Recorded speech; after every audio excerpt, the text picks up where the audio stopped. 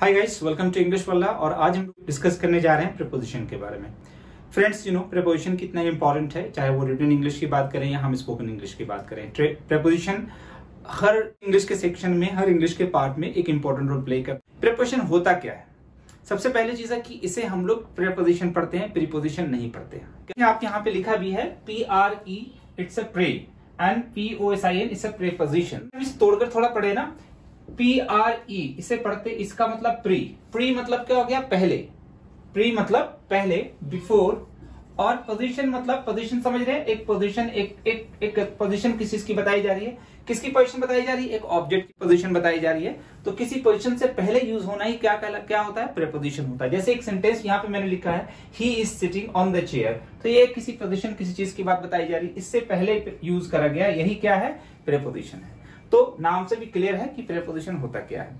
अब यहाँ पे हम लोगों ने थोड़ा डेफिनेशन देखना है। Prepositions are words normally placed before nouns और प्रोनाउन। प्रीपोजिशन क्या है? वर्ड्स, वैसे वर्ड्स हैं जो नॉर्मली नॉन और प्रोनाउन से पहले प्लेस किए जाते हैं, नॉन और प्रोनाउन से पहले रखा जाता है। क्या कहते हैं? प्रीपोजिशन कहते हैं। समटाइम्स वर्ब से पहले भी आ सकता है, जैसे यहाँ पे लिखा हुआ can be followed by verbs. अब चलते हैं हम लोग यहाँ पे थोड़ा अपनी लैंग्वेज में डिफाइन करते हैं प्रीपोजिशन। यहाँ लिखा हुआ it brings relations between subject and object. ये क्या करता है? प्रीपोजिशन क्या करता है? सब्जेक्ट और ऑब्जेक्ट के बीच में रिलेशन लाता है। सब्जेक्ट ऑब्जेक्ट देखें, सेंटेंस फ्रेंड यहाँ पे एक है, he is sitting on the chair, he is sitting on the chair, वह कुर्सी पर बैठा है। अब यहाँ पे देखें, ही क्या है? सब्जेक्ट है, चेयर क्या है? ऑब्जेक्ट है। अब सब्जेक्ट और ऑब्जेक्ट के बीच में रिलेशन लाने वाला कौन है? ऑन है, प्रीपोजिशन है। अब अगर आप यहां से ऑन हटा देते हैं ना, जैसे अगर आपने सेंटेंस में ऐसे लिख दिया, he is sitting the chair, वह बैठा है कुर्सी, कोई रिलेशन नहीं हो रहा है, तो इनके सब्जेक्ट और ऑब्जेक्ट के बीच में रिलेशन लाने वाला कौन है? प्रीपोजिशन है, ऑन। ठीक है। जैसे दूसरा एग्जांपल है, he is coming with his father, वह अपने फादर के साथ आ रहा है, आ रहे हैं, जो भी बोल रहे हैं। तो अब देखिए यहाँ पे विद प्रीपोजिशन है। अब ये ही सब्जेक्ट है और हिज फादर ऑब्जेक्ट है, इन दोनों के बीच में रिलेशन लाने वाला कौन है? विथ है, प्रीपोजिशन विथ है।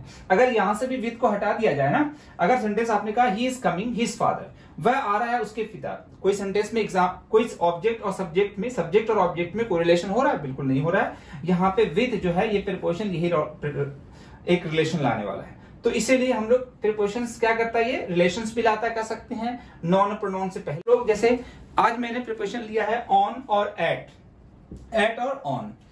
फ्रेंड्स, दो तीन चीजें जो हैं इसमें जरूरी है समझना। एक तो है कि प्रीपोजिशन जैसे टाइम को ही बताता है, प्रीपोजिशन टाइम को भी बताता है और प्रीपोजिशन प्लेस को भी बताता है। अब यहाँ पे हम लोगों ने जो प्रीपोजिशन आज लिया है वो सिर्फ अभी पहले हम डिस्कस करें जो टाइम को इंडिकेट कर रहा है। अभी एट और ऑन से टाइम का पता चल रहा है, ऑफ कोर्स प्लेस का भी पता चलता है। एट और ऑन प्लेस के लिए भी यूज करते हैं, अभी इसके बाद हम लोग डिस्कस करेंगे। ठीक है, फिलहाल अभी देखते हैं टाइम को डिस्क्राइब कर रहा है। सबसे पहले एट देखें, एट किसके लिए यूज कर रहे हैं? हम एक टाइम बताने के लिए, कोई भी एक सर्टेन पर्टिकुलर टाइम बताने के लिए हम उससे पहले प्रीपोजिशन का यूज करते हैं एट। जैसे एट डॉन, सुबह भोर में, अर्ली मॉर्निंग। 6 बजे तो एट 6, ठीक है। रात में तो एट मिडनाइट, आधी रात में। अब जैसे 4:30, 4 PM, 6 PM, जो भी टाइम एक पर्टिकुलर बताया, तब भी वहां पे क्या यूज करेंगे? एट यूज करेंगे उससे पहले। एट 4:30, चाहे PM लगाए, AM लगाए। क्लॉक टाइम बोले, जैसे आपने कहा एट 6 o'clock, एट 7 o'clock, तो जहां भी टाइम बता रहे हैं ना, उससे पहले हमें एट लगाना ही लगाना है। एट का ही यूज होगा। आप सेंटेंस में यूज करें या एक वर्ड के साथ। जैसे मैंने कहा कि आपको 6 बजे आना है, you have to come at 6 o'clock। आप ये भी बोल सकते हैं, you have to come at 6 बजे आपको आना है। जैसे आपने कहा कि he came at midnight, he came at midnight, मतलब आधी रात में आया, तो मिडनाइट के पहले भी हम लोग क्या यूज कर रहे हैं? एट यूज कर रहे हैं। 4:30 बजे आपको आना है, you have to come at 4:30। अब 4:30 PM, AM जो भी आगे लगाए, उससे पहले आपको एट ही यूज करना है प्रीपोजिशन। दूसरा देखते हैं, एज को इंडिकेट करने के लिए भी हम लोग एट यूज करते हैं। जैसे आपने कहा कि वह जब मैं 6 साल का था, व्हेन आई वाज एट 6। यहां देखिए सेंटेंस लिखा हुआ एट 16, 16 साल की उम्र में, या सेंटेंस में जो भी कहें, उम्र एज को बताना, उससे पहले एट लगाएंगे। यहां पे इसको हम ऐसे भी लिख सकते हैं एट 16, या बोल सकते हैं, या फिर ऐसे बोल सकते हैं at the age of 16। At the age of 16 बोले या एट 16 का मतलब क्या हुआ? 16 साल की उम्र में। अब सेंटेंस आगे पीछे जो भी हो, जैसे आपने कहा कि जब मैं 16 साल की उम्र का था, जब मैं 16 साल का था, when I was at 16, I started to do the job, मैंने जॉब करना शुरू कर दिया था, व्हेन आई वाज एट 16, जब मैं 16 साल का था। पहले शी गॉट मैरिड एट 16 साल की उम्र में उसने शादी कर ली या कर ली थी। तो यहाँ पे देखें एज बता रहे हैं ना, तो इससे पहले हम लोग क्या यूज कर रहे हैं, एट यूज कर रहे हैं। सेंटेंस में चाहे सेंटेंस जिस भी तरह का हो, जब आप एज को इंडिकेट कर रहे हैं तो आप उससे पहले क्या यूज करेंगे, प्रीपोजिशन एट यूज करेंगे। क्लॉक टाइम, जैसे आपने कहा कि 6 बजे, eight 6 o'clock, eight 7 o'clock, eight 9 o'clock, तब भी वहां पे क्या यूज करेंगे, एट। अब देखें आप इन सब में एट क्या इंडिकेट कर रहा है, जो हम यूज कर रहे हैं ना, टाइम को बता रहा है, टाइम पता चल रहा है यहाँ पे, तो हम लोग क्या यूज कर रहे हैं, एट। कौन से टाइम के लिए, जैसे मिडनाइट है, फिर से देख लें, 6 o'clock, 7 o'clock, AM PM clock time है, तब भी एट लगाएंगे, ठीक है। एज को इंडिकेट कर रहे हैं, तभी हम लोग क्या यूज करेंगे, एट। अब रही बात ऑन की, तो ऑन हम लोग फ्रेंड्स यूज करते हैं या तो डे के लिए या डेट के लिए। अब जैसे अगर डे बताना है, मैं मंडे को आऊंगा, I will come on Monday, I will come on Monday, मैं मंडे को आऊंगा, तो यहाँ पे क्या है English, I will come on Monday, मैं मंडे को आऊंगा। या फिर आपने कह दिया ना, मैं मंडे में फ्री हूं, I am free on Monday. अब कंफ्यूजन ये हो जाता है ना कि ज्यादातर हम लोग क्या करते हैं कि कहते हैं ऑन का मतलब पर हो जाता है, इन का मतलब में होता है, लेकिन फ्रेंड्स ऐसा नहीं है। प्रीपोजिशंस का मतलब या मीनिंग हम भले ही अपनी आसानी के लिए अपने हिसाब से निकाल लेते हैं, लेकिन प्रीपोजिशंस का जो रूल है वो हमें फॉलो करना होता है। अब अगर इंग्लिश के हिसाब से समझेंगे ना तो बिल्कुल आसान होगा। अब अगर आप मीनिंग के हिसाब से, जैसे आप कोई वर्ड की मीनिंग निकालते हैं वैसे प्रीपोजिशन को समझेंगे और यूज करेंगे तो नहीं, कहीं कहीं तुक्के से, इंट्यूशन से सही हो जाएगा, लेकिन ज्यादातर at most of the places गलत हो जाता है। तो चाहे हिंदी में संडे को कहें, संडे में कहें, डेज से पहले आपको यह ध्यान रखना है कि डेज से पहले ऑन लगाना, चाहे रिटन इंग्लिश हो या स्पोकन इंग्लिश हो। एक बार आप रिटन इंग्लिश, स्पोकन इंग्लिश में सही करेंगे प्रीपोजिशन, तो रिटन इंग्लिश में भी सही होगा। तो यहाँ पे जैसे मैंने कहा I will come on Monday, मैं मंडे को आऊंगा, या फिर आपने कहा मैं मंडे को फ्री हूं, आप आ सकते हो, मुझसे मिल सकते हो, तो आप इंग्लिश क्या बोलेंगे, I am free on Monday, I am free on Monday. उससे पहले सेंटेंस मैंने क्या ऐड कर दिया, I am free on Monday, मैं मंडे को फ्री हूं। या फिर हिंदी में कहें मैं मंडे में फ्री हूं, तब भी इंग्लिश यही होगी, I am free on Monday, ठीक है। जैसे आपने कहा आपको 4 जून को आना, डेट बता रहे हैं ना, तब भी आप क्या बोलेंगे, on 4 June, you have to come on 4 June, आपको 4 जून को आना। मैं यहाँ 26 जनवरी को आया, आई केम हियर ऑन 26 जनवरी। अब 26 जनवरी देखें आप बोला, तो उससे पहले मैंने क्या लगाया, ऑन लगाया। डेट, कोई भी डेट, पर्टिकुलर डेट कोई भी बता रहे हैं तो उसके पहले आप क्या लगाएंगे, ऑन लगाएंगे। कोई भी डे बता रहे हैं, चाहे Sunday, Monday, Tuesday, Wednesday, Thursday, कोई सा भी डे हो, उससे पहले क्या लगाएंगे, ऑन लगाएंगे। नेक्स्ट देखते हैं, तो डेज को बता रहे हैं तो मतलब ऑन, टाइम पता चल रहा है, तो यहाँ पे ऑन से भी टाइम के लिए यूज किया जा रहा है फिलहाल अभी, और एड भी जो है ना टाइम के लिए यूज किया जा रहा है, ठीक है। नेक्स्ट देखते हैं, ऑन को हम लोग ओकेजन, अवसर के लिए भी यूज करते हैं। जैसे आपने देखा on Christmas day, Christmas day पर, ठीक है, पूरे दिन की बात हो रही, क्रिसमस डे पर, ठीक है। ईद के मौके पर तो आप बोल सकते हैं ऑन ईद, दिवाली के मौके पर तो आप क्या बोलेंगे, on Diwali, on the occasion of Diwali भी कह सकते हैं, on Diwali, on the occasion of Eid भी बोल सकते हैं, और सिर्फ ऑन ईद। तो कहने का मतलब ये है कि ओकेजन्स के लिए भी ऑन लगा रहे हैं, ओकेजन्स मतलब अवसर, कोई भी मौका, उसके लिए भी ऑन लगा रहे हैं, और कोई भी डेट या डे बता रहे हैं तब भी हम लोग प्रीपोजिशंस में क्या यूज कर रहे हैं, ऑन यूज कर रहे हैं। होप ये क्लियर हो गया होगा। अब फ्रेंड्स हम लोग देखेंगे कि एट और ऑन को प्लेस में कैसे यूज करते हैं, प्लेस में कैसे यूज।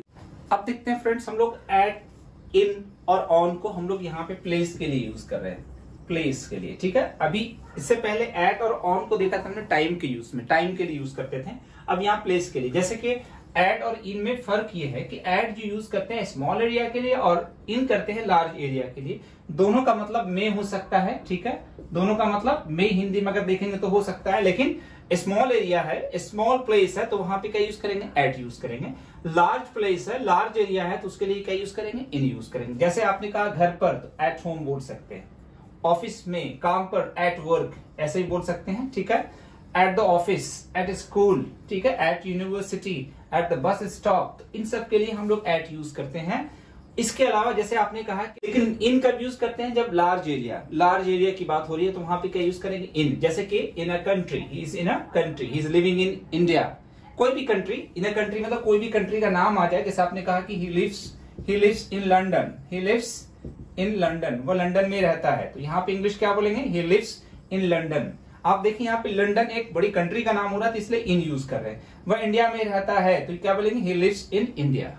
तो यहाँ पे एक बड़ी कंट्री की बात हो रही है, तो वहां पे इन अ रूम, और इन अ रूम या कोई जगह जब हो सकता है इन जब भी यूज करते हैं, बाउंड्रीज, इनक्लोज्ड, मतलब कोई चीज जब कोई एक घेरा हो ना, एक बाउंड्री हो, उसके अंदर की बात हो रही है, तो वहां पे छोटी जगह होते हुए भी इन लगाते हैं। जैसे आपने कहा कि वह ग्राउंड में है, तो आपने सुना होगा in the ground. In the ground, ground में है, यहाँ पे इन यूज कर रहे हैं क्योंकि ग्राउंड एक एरिया, एक इनक्लोज्ड एक घेरा है, उसके अंदर कोई है, तो उसके लिए हम लोग क्या यूज करेंगे? इन। जैसे आपने कहा वह कमरे में है, वह अपने रूम में है, तो आप क्या बोलेंगे? ही इज इन हिज रूम।